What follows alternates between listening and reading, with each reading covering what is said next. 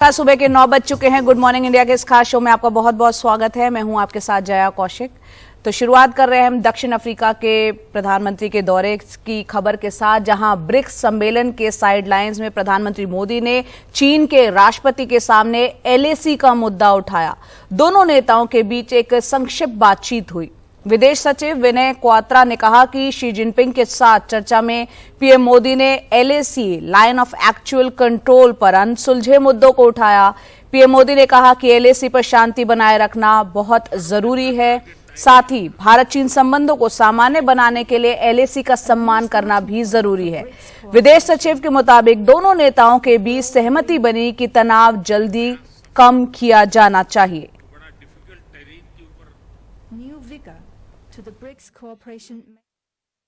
In a conversation with President Xi Jinping of China, Prime Minister highlighted India's concerns on the unresolved issues along the LAC in the western sector of the India-China border areas. Prime Minister underlined that the maintenance of peace and tranquility in the border areas and observing and respecting the LAC are essential for the normalization of the India-China relationship. In this regard, the two leaders agreed to direct their relevant officials to intensify efforts at expeditious disengagement and de-escalation. In all, Prime Minister's visit to Johannesburg तो भारत और चीन के संबंधों पर इस संक्षिप्त बातचीत में और क्या कुछ बातचीत हुई, इस पर ज्यादा जानकारी दे रहे हैं हमारे सहयोगी उमाशंकर सिंह। दक्षिण अफ्रीका के जोहानिसबर्ग में 15वें ब्रिक्स समिट की समाप्ति के बाद विदेश सचिव ने जो लेखा जोखा पेश करते हुए प्रेस कॉन्फ्रेंस की, उसमें उन्होंने इस बात की जानकारी दी कि प्रधानमंत्री मोदी और चीन के राष्ट्रपति शी जिनपिंग के बीच बातचीत हुई है। उन्होंने साफ तौर पे ये कहा कि ये बातचीत कोई औपचारिक द्विपक्षीय बातचीत नहीं थी, बल्कि साइडलाइंस में हुई एक बातचीत थी, जो कि बाकी दूसरे ब्रिक्स नेताओं के साथ भी हुई। उम्मीद इस बात की थी कि दोनों नेताओं के बीच एक द्विपक्षीय बातचीत होगी, जो कि 2019 के बाद से नहीं हुई है। पिछली बार G20 में बाली में दोनों देश के नेताओं के बीच ज़रूर संक्षिप्त बातचीत हुई, जिसमें रिश्ते आगे बढ़ाने को लेकर बातचीत हुई। लेकिन इस बार उम्मीद थी कि ये बातचीत जो है वो विस्तार से होगी, लेकिन वो नहीं हुई। लेकिन इतना ज़रूर हुआ कि प्रधानमंत्री ने भारत के कंसर्न को शी जिनपिंग के सामने रखा और दोनों ही नेताओं के बीच ये सहमति बनी है कि संबंधित अधिकारियों को ज़रूरी निर्देश दिए जाएं, ताकि जिन इलाकों में तनाव कम करना है वहाँ पर तेज़ी से इस काम को किया जाए। चीन के राष्ट्रपति को अगले महीने G20 समिट में भारत आना है और भारत चाहेगा कि शी जिनपिंग यहाँ पर आएँ। इस बाबत जब सवाल पूछा गया कि क्या उनको न्योता है पीएम मोदी ने, तो विदेश सचिव ने ये कहा कि जो कुछ उनको कहना था उन्होंने कह दिया, इससे ज़्यादा कुछ नहीं जोड़ना है। जाहिर सी बात है कि एक जो तनाव का जो माहौल है दोनों देशों के बीच वो बना हुआ है। बर्फ पिघलने में अभी थोड़ा वक्त लगेगा, लेकिन एक शुरुआत यहाँ पर जो हुई है, हो सकता है कि आगे आने वाले वक्त में जब यहाँ पर शी जिनपिंग हो तो एक विस्तारित द्विपक्षीय बातचीत, जो औपचारिक द्विपक्षीय बातचीत है, वो हो। लेकिन फिलहाल इतना ही जोहानिसबर्ग से कि वहाँ पीएम मोदी और शी जिनपिंग के बीच मुलाकात हुई, संक्षिप्त सी बातचीत हुई और उसमें एलएसी का मुद्दा उठाया गया। और इसके बाद प्रधानमंत्री अब दक्षिण अफ्रीका दौरे के बाद एथेंस दौरे पर हैं। इस दौरे में व्यापार, निवेश, रक्षा से जुड़े आपसी सहयोग को लेकर बातचीत होने की संभावनाएं हैं। एथेंस अंतर्राष्ट्रीय एयरपोर्ट पर उतरने के बाद प्रधानमंत्री मोदी आज सैनिकों को श्रद्धांजलि देंगे, जिसके बाद दोपहर में प्रधानमंत्री आधिकारिक तौर पर ग्रीस के राष्ट्रपति से मुलाकात करेंगे और बाद में प्रधानमंत्री, ग्रीस के जो प्रधानमंत्री हैं, उनसे भी उनकी मुलाकात होगी। उसके बाद प्रधानमंत्री अपने दौरे को लेकर प्रेस को बयान देंगे और साथ ही आपको बता दें, प्रधानमंत्री कई दिग्गज लोगों और बाद में ग्रीस में रहने वाले भारतीय समुदाय के लोगों से भी मिलेंगे। देर रात प्रधानमंत्री ग्रीस से भारत के लिए रवाना होंगे।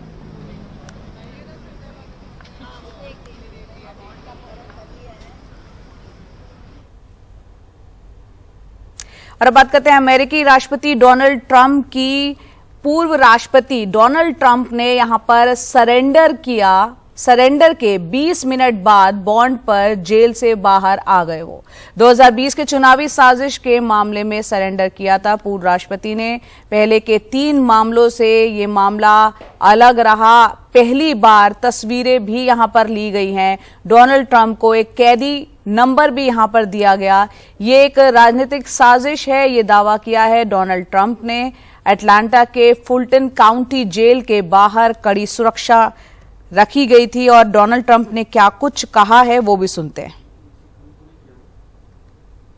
Has taken place here is a travesty of justice. We did nothing wrong. I did nothing wrong, and everybody knows it. I've never had such support, and that goes with the other ones too. What they're doing is election interference. They're trying to interfere with an election. There's never been anything like it in our country, and we have every right, every single right, to challenge an election that we think is dishonest, that we think it's very dishonest. तो खुद को लगातार बेगुनाह बता रहे हैं Donald Trump. और क्या कुछ हुआ इस पर विस्तार से कुछ देर पहले हमने हमारी सहयोगी कादम्बनी शर्मा से बातचीत की, वो सुनते हैं।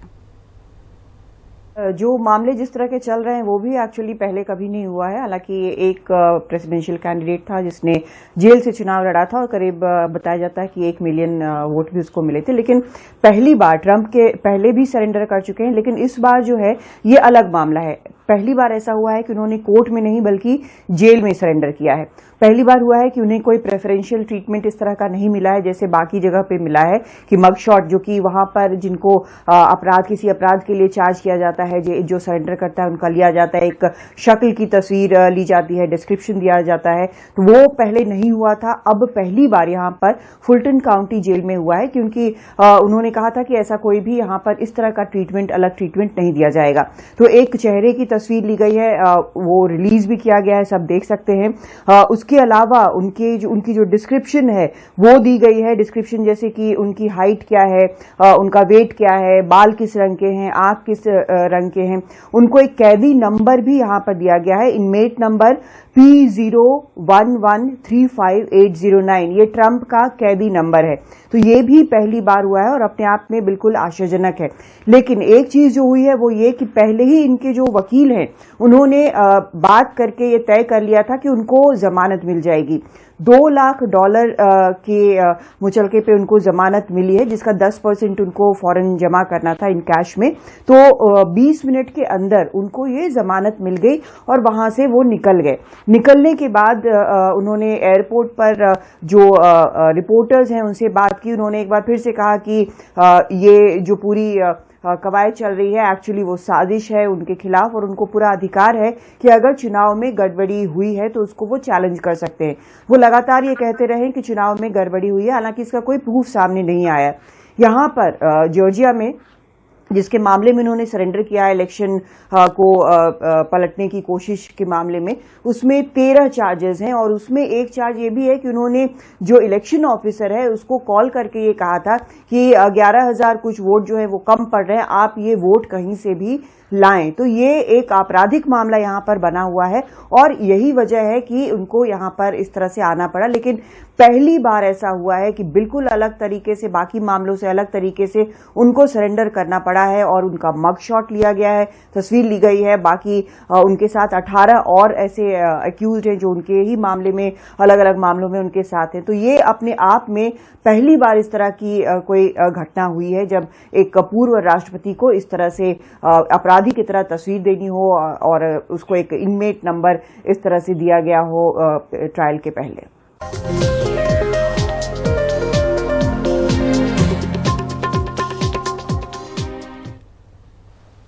उत्तर प्रदेश सरकार ने जेल में बंद पूर्व मंत्री अमरमणि त्रिपाठी और उनकी पत्नी को रिहा करने के आदेश दिए हैं। अमरमणि और उनकी पत्नी 2003 के मधुमिता हत्याकांड में दोषी पाए गए थे और जेल में सजा काट रहे हैं। आपको बता दें, कवित्री मधुमिता शुक्ला की 2003 में लखनऊ में गोली मारकर हत्या कर दी गई थी।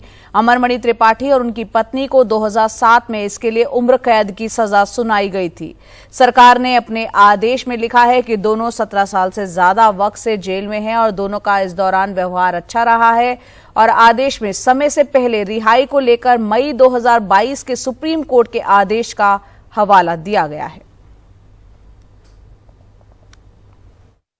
उत्तर प्रदेश सरकार को और महामहिम माननीय राज्यपाल को 15 दिन से बराबर हम इस बात की पत्र द्वारा और मेल द्वारा हम सूचना दे रहे हैं कि सुप्रीम कोर्ट में याचिका फाइल हो चुकी है, एक्सेप्ट हो चुकी है। मुझे पूरी उम्मीद है कि राज्यपाल महोदया जी को भ्रमित करके ये आदेश करवाया गया है।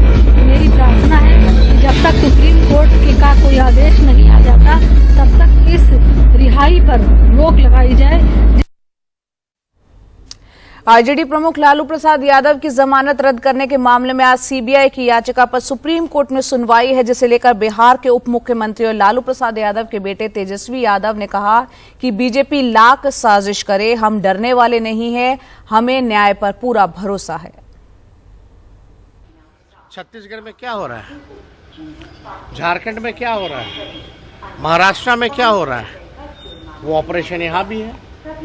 हम लोगों को तो पहले से पता था ये सब काम में लोग लगेंगे, इससे कोई फर्क नहीं पड़ने वाला। ज्यादा से ज्यादा ही लोग केस बना सकता है, ज्यादा से ज्यादा कोर्ट होगा, न्यायालय पर भरोसा है, न्याय करेगी। आपका आईपीसी सेक्शन भी लगाएगा और सीआर वाला भी लगाएगा। तो बेकार की बात है, कॉन्करेंट चलता है, कहीं भी होता है। जो लॉ है उस पर अपना पक्ष हम लोग रखेंगे। और अब बात करते हैं झारखंड के मुख्यमंत्री हेमंत सोरेन की, जो कि देश की सर्वोच्च अदालत सुप्रीम कोर्ट पहुंचे हैं। ईडी के समन के खिलाफ उन्होंने कोर्ट का दरवाजा खटखटाया है। मुख्यमंत्री हेमंत सोरेन ने ईडी के समन को सुप्रीम कोर्ट में चुनौती दी है। ईडी समन को रद्द करने की इसमें मांग की गई है।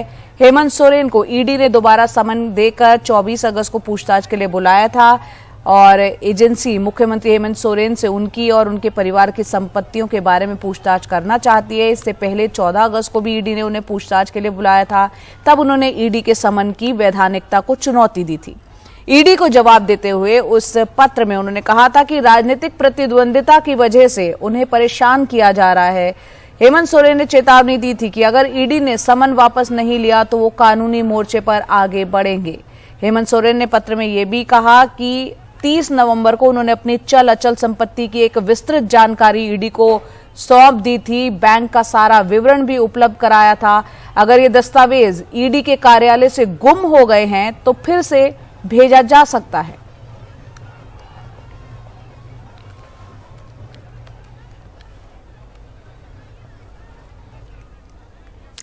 आगे बढ़ते हैं। आईपीसी, सीआरपीसी और एविडेंस एक्ट के बदले लाए गए तीनों बिलों के नाम हिंदी में होने पर डीएमके ने कड़ी आपत्ति दर्ज कराई है और बिलों का शीर्षक अंग्रेजी में करने की मांग की गई है। इस मामले पर हुई संसदीय समिति की बैठक में विपक्ष के सभी सांसदों ने बिल को हड़बड़ी में पेश करने पर भी सवाल उठाए। देखते हैं इस रिपोर्ट में। की श्रद्धा उठ गई। अदालत की सभी मंत्रालय से जुड़ी संसद की स्थायी समिति की बैठक में कई सवाल उठे। सूत्रों के मुताबिक विपक्षी सांसदों ने तीनों बिलों के शीर्षक हिंदी में होने पर कड़ा ऐतराज जताया। डीएम के सांसद दयानिधि मारन ने समिति को एक लिखित ज्ञापन दिया जिसमें 8 बिंदुओं पर ऐतराज है।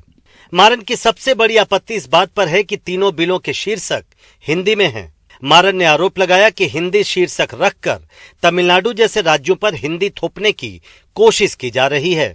मारन ने हिंदी की जगह बिलों के शीर्षक अंग्रेजी में रखने की मांग की।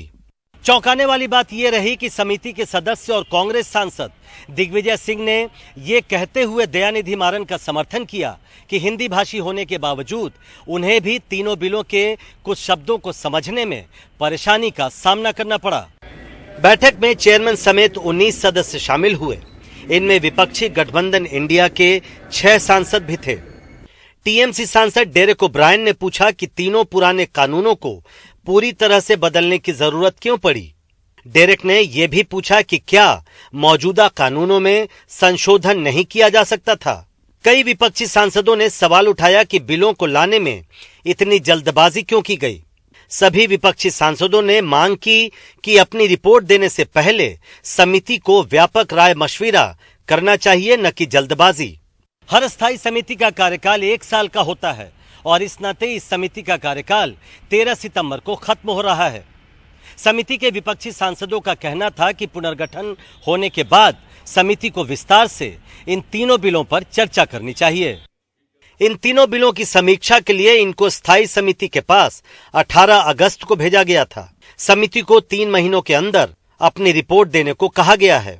सूत्रों के मुताबिक समिति में शामिल एनडीए के सांसद जल्द से जल्द रिपोर्ट देने के पक्ष में हैं ताकि संसद के शीतकालीन सत्र में बिलों को पास करवाया जा सके।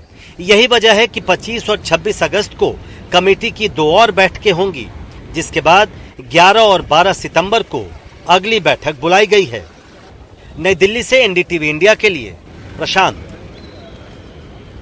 मिशन चंद्रयान 3 की कामयाबी के बाद अब इसरो ने चंद्रमा पर टचडाउन का वीडियो जारी किया है। टचडाउन से ठीक पहले ये तस्वीरें विक्रम लैंडर ने क्लिक की हैं। 2 मिनट 17 सेकंड के इस वीडियो में शुरुआत में आप देख सकते हैं, तस्वीरों में इस वीडियो में देख सकते हैं, शुरुआत में लहरों जैसा एक नजारा यहां दिख रहा है, फिर चांद की सतह के गड्ढे नजर आते हैं। इससे पहले चंद्रयान 3 की लैंडिंग के बाद प्रज्ञान रोवर ने चांद की सतह पर घूमना शुरू कर दिया। इसरो ने ट्वीट कर कहा कि प्रज्ञान रोवर की सभी एक्टिविटी तय समय पर हो रही है, पूरा सिस्टम सामान्य तरीके से काम कर रहा है। प्रधानमंत्री मोदी भी ग्रीस की यात्रा के बाद सीधे बेंगलुरु जाएंगे और मिशन चंद्रयान 3 की टीम से मुलाकात करेंगे और मिशन की सफलता पर उन्हें बधाई देंगे।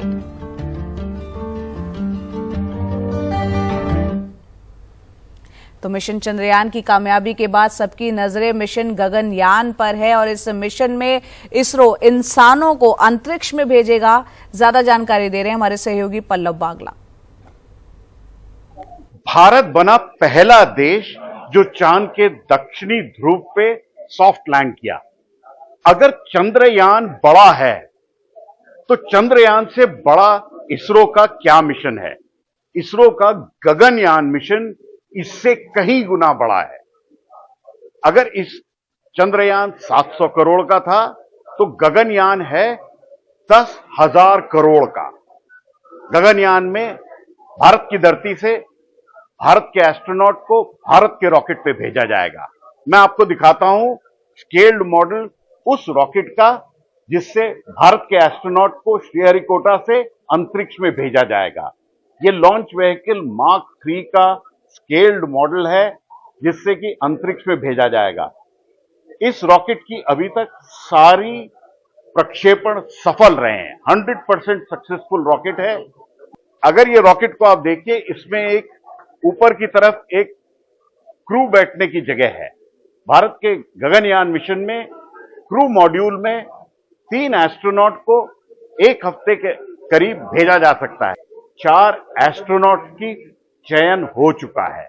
इंडियन एयरफोर्स के टेस्ट पायलट्स हैं जिनकी ट्रेनिंग हो गई है, रूस में ट्रेनिंग हुई और उम्मीद है कि जैसे ही ये सारे टेस्ट इस रॉकेट के क्रू एस्केप मॉड्यूल के क्रू मॉड्यूल के हो जाते हैं तो 2024-25 में भारत एक और भी अच्छे मुकाम पे पहुंचेगा। तो भारत का आने वाले टाइम में सबसे बड़ा मिशन होगा, सबसे बड़ा साइंटिफिक मिशन गगनयान का, और ये उसका रॉकेट का स्केल्ड मॉडल है। बहुत ही मुश्किल से मिलता है और ये मैं आपको दिखा रहा हूं कि ये जो रॉकेट है इसके ऊपर कई टेस्ट चल रहे हैं और थोड़े दिन में भारत का गगनयान प्रोग्राम अपनी चरम सीमा पे पहुंचेगा। नई दिल्ली से पल्लव बागला, एनडीटीवी इंडिया के लिए। सोयाबीन का सबसे बड़ा उत्पादक रहा मध्य प्रदेश इन दिनों सोयाबीन उत्पादन के सबसे बुरे दौर से गुजर रहा है। मध्य प्रदेश में भी महाकौशल, मालवा, निमाड़ में किसान सोयाबीन की जगह गेहूं और धान की खेती करने लगे हैं।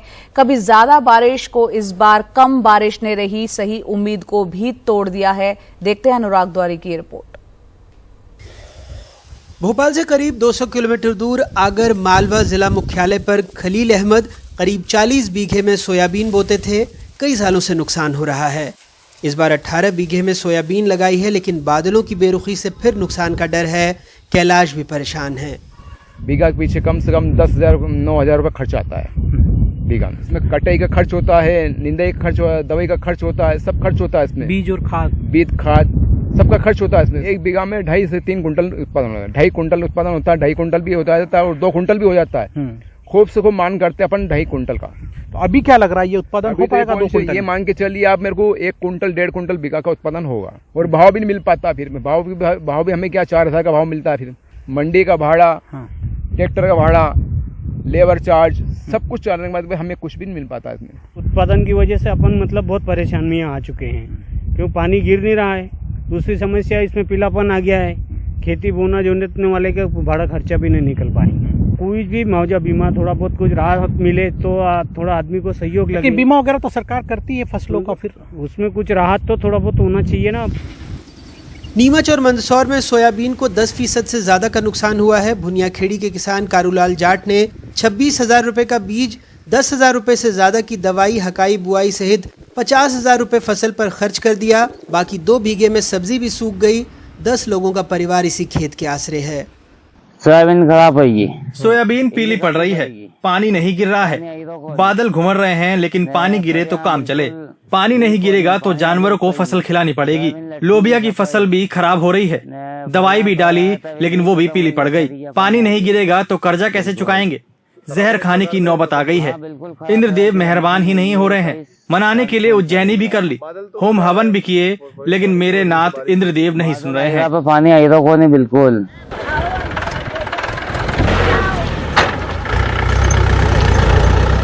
शिवपुरी में दयाराम और उनकी पत्नी बस इतनी उम्मीद लगाए बैठे हैं कि लागत निकल आए। जुलाई में बोवनी की थी, लेकिन बारिश ने दगा दे दिया, जिससे फसल बीमार हो गई। पानी की कमजोरी कारण उसमें जाने कितनी तरह के कीटाणु लगे, इसलिए कोई उम्मीद नहीं दिख रही है। मैं तो अभी कितना लगता है आपको, कितना नुकसान हो जाएगा इससे?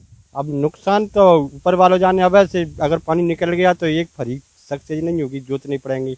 अगर पानी वानी गिरता रहा तो कुछ थोड़ा बहुत निकला। पर साल 5 किलो कोई बीघा नहीं निकला। पश्चिमी मध्य प्रदेश के आदिवासी बहुल झाबुआ में भी पहले बारिश की कमी, फिर येलो मोज़ैक ने सोयाबीन को बर्बाद कर दिया। भंवर पिपलिया के जीतरा परमार की पूरी फसल खराब हो चुकी है। मुआवजे का इंतजार है। 2 कुंटल हमारा वो ऐसा वो खत्म हो गया था। हाँ। और कितनी जगह पर लगाया था? हमने 4 जगह लगाए थे। चारों जगह स्थिति है? हाँ, 4 जगह से। पहले क्या पानी गिरा था, बोवनी की थी तब फसल अच्छी थी, फिर पानी बीच में रुक गया था तो इसमें मतलब खाद वाद डाला तो अच्छी थी, फिर बाद में पानी शुरुआत तो गिर रहा, उसमें फसल ज्यादा खराब हो गई। किसानों की मांग पर सरकार की अपनी दलील है, बारिश और सरकारी बेरुखी पर विपक्ष की अपनी। किसानों के प्रति आप जानते हैं कि सरकार बहुत संवेदनशील है और पूरी तरीके से सरकार इस बात के लिए की चिंता करेगी कि इनको जल्दी ही इनका मुआवजा भी मिले इनको, और इस पूरे मामले का जो है निरीक्षण भी हो जाए। और कहीं ना कहीं हमारी एक पूरी जो मंशा है, किसानों को हमारी सरकार और हमारी पार्टी परेशान होने का मौका नहीं दे। प्याज की कीमतों पर, प्याज के एक्सपोर्ट पर ड्यूटी लगाने का काम सरकार कर रही है, और ये स्पष्ट करता है कि ये चाहे वो दिल्ली की सरकार हो, चाहे मध्य प्रदेश की सरकार हो, दोनों सरकारें किसानों की कभी भी मदद नहीं करती है। Soybean processors association of India के आंकड़ों के मुताबिक 10 जुलाई तक 90.50 लाख हेक्टेयर में सोयाबीन की बुआई हो चुकी है। हालांकि सरकारी आंकड़ों के मुताबिक सोयाबीन का रकबा 55.50 लाख हेक्टेयर है। सोपा के मुताबिक मध्य प्रदेश में 42.66 लाख हेक्टेयर में सोयाबीन बोया गया है। वैसे 2012 में मध्य प्रदेश में सोयाबीन का रकबा 58 लाख हेक्टेयर था। बीते 10 सालों में अगर सोयाबीन की बात करें तो ये तथ्य है कि न्यूनतम समर्थन मूल्य बढ़ा है, लेकिन ये भी तथ्य है कि बीते 10 सालों में सोयाबीन की लागत उस अनुपात में कहीं ज़्यादा बढ़ गई है और पैदावार घट गई है, जिससे किसानों का नुकसान दूना हो रहा है। मध्य प्रदेश में अपने ब्यूरो सहयोगी और भोपाल से कैमरा पर्सन राजू बाथम के साथ अनुराग द्वारी, एनडीटीवी इंडिया। की आर्थिक स्थिति पर नजर रखने वाली नाइट फ्रैंक के मुताबिक मुंबई में रहने वाले किसी शख्स की आधी से ज्यादा कमाई मकान का ईएमआई भरने में चली जाती है। यही नहीं, देश में जिन शहरों में प्रॉपर्टी के दाम बढ़ रहे हैं उनमें मुंबई 6ठे नंबर पर है। देखते हैं इस रिपोर्ट में। सपनों का शहर मुंबई। इस शहर में घर खरीदने से पहले रियल एस्टेट सलाहकार कंपनी नाइट फ्रैंक इंडिया की नई रिपोर्ट देख लीजिए। इसमें प्राइम ग्लोबल सिटीज इंडेक्स्ड और अफोर्डेबिलिटी इंडेक्स्ड बनाया गया है, जो बताता है कि मुंबई में घर खरीदना जेब पर सबसे ज्यादा भारी पड़ता है। रिपोर्ट में दावा किया गया है कि मुंबई में होम लोन लेने वालों की आय का औसतन 55% हिस्सा ईएमआई में निकल जाता है। अफोर्डेबिलिटी इंडेक्स में हैदराबाद को देश का दूसरा, राजधानी दिल्ली को तीसरा, तमिलनाडु बेंगलुरु को चौथा, तो महाराष्ट्र के पुणे को 5वां सबसे महंगा शहर बताया गया है। अहमदाबाद को किफायती शहर के रूप में दिखाया गया है, जहां आय का 23% घर की EMI के रूप में चुकाना पड़ता है। इसी के साथ ही 2023 की दूसरी तिमाही अप्रैल जून में 3 भारतीय शहरों में प्रमुख आवासीय कीमतों में वृद्धि देखी गई है। दरअसल property consultancy firm Knight Frank का प्राइम ग्लोबल सिटीज इंडेक्स एक मूल्यांकन आधारित सूचकांक है, जो दुनिया भर के 46 शहरों में प्रमुख आवासीय कीमतों के उतार चढ़ाव पर नजर रखता है। इसमें दुनिया भर में दुबई 48.8% सालाना वृद्धि के साथ सबसे ऊपर है। जहां तक भारत का सवाल है, प्राइम ग्लोबल सिटीज इंडेक्स के मुताबिक मुंबई ने 2023 की दूसरी तिमाही में कीमतों में छठी सबसे ऊंची वार्षिक वृद्धि दर्ज की है। मुंबई में प्रमुख आवासीय कीमतें साल दर साल 5.2% बढ़ी। 2023 की दूसरी तिमाही में 3.6% की वृद्धि के साथ बेंगलुरु 20वें स्थान पर रहा और नई दिल्ली 0.2% की वृद्धि के साथ 26वें स्थान पर रही। इतना ही नहीं, मुंबई के लिए 2024 में प्रमुख आवासीय कीमतों में 5% की वृद्धि का अनुमान भी लगाया गया है। मैराथन रियल्टी के MD मयूर शाह बताते हैं कि कीमतें 5% अनुमान से भी ऊपर बढ़ सकती हैं। हालांकि मुंबई के आसपास के इलाकों की बढ़ी कनेक्टिविटी घर का सपना आसान कर रही है। Within Mumbai we have to pay lots of premium. जो प्रीमियम पेमेंट जो हमको देना है वो भी it is related to the existing land rate. तो अभी वो हिसाब से इनपुट कॉस्ट तो बढ़ी गई है, तो वो हिसाब से 5% मैं बोल रहा हूँ कि काफ़ी कम है। मैं तो देख रहा हूँ कि शायद ये और ज़्यादा 10-12% तक इंक्रीज हुए तो I will not be surprise. यदि थाना है, कल्याण डोंबिवली है, आज भी आप 45 lakhs में 1 bedroom मिल सकता है और 60 lakhs में 2 BHK मिल सकता है। लेकिन आज उसकी कनेक्टिविटी इतनी अच्छी नहीं है जो 1.5 घंटा लग रहा है, जो फ्यूचर में वही चीज़ आप 45 मिनट्स में कनेक्ट होने वाले हो। तो वो अभी बहुत दूर नहीं है। 1 या तो 2 साल में मुंबई MMR का जो 130 kilometre of metro with the existing जो अपनी सेंट्रल एंड वेस्टर्न लाइन है उससे कनेक्ट हो रही है, which will give a very big boost to the even the peripheral area जो पहले दूर माने जाते थे, वो अभी दूर नहीं रहने वाले हैं। मुंबई से सटे इलाकों के साथ मुंबई को जोड़ने के लिए बढ़े निर्माण कार्य संकेत दे रहे थे कि शायद शहर में आशियाने की कीमतों में थोड़ी राहत मिल जाए, पर ऐसे आंकलन माया नगरी को माया जाल में ही फंसा दिखाते हैं। मुंबई से कैमरामैन संजय मंडल के साथ पूजा भारद्वाज, NDTV इंडिया।